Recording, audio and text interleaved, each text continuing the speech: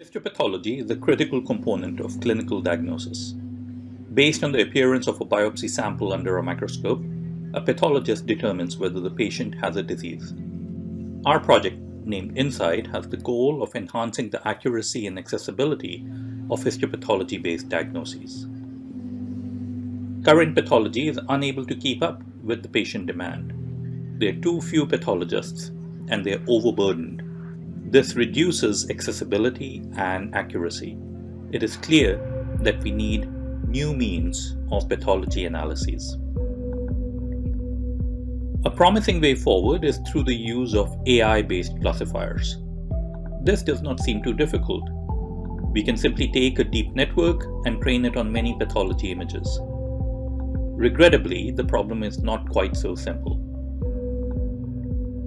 The difficulty lies in the fact that the classification task is hard. Diseased tissues can appear very similar to healthy tissues under a microscope, as shown here. The left and right images in each pair look quite similar, even though one is healthy and the other cancerous. This also necessitates huge training sets so that a deep network can find some subtle differences between them. Is there a way to overcome these challenges? An important insight comes from our study of the human visual system. The human brain relies more on low-resolution gestalts rather than fine details to achieve its impressive performance. Consider this example. Looking at these detailed images of eyes, it is hard to tell who these individuals are. However, given low-resolution gestalts, it becomes trivially easy to identify the people.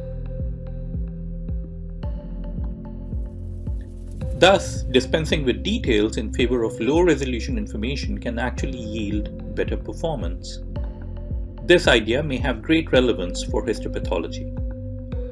At high magnification, that is conventionally used in histopathology, healthy and diseased tissues might look quite similar. But at lower magnification, they might be much more discriminable. This suggests a simple but powerful approach. We have been developing classification schemes that build on this idea. The results so far are very encouraging. Here are the diagnostic classification accuracy rates across 6 conditions. A deep network trained only on high-resolution images performs modestly.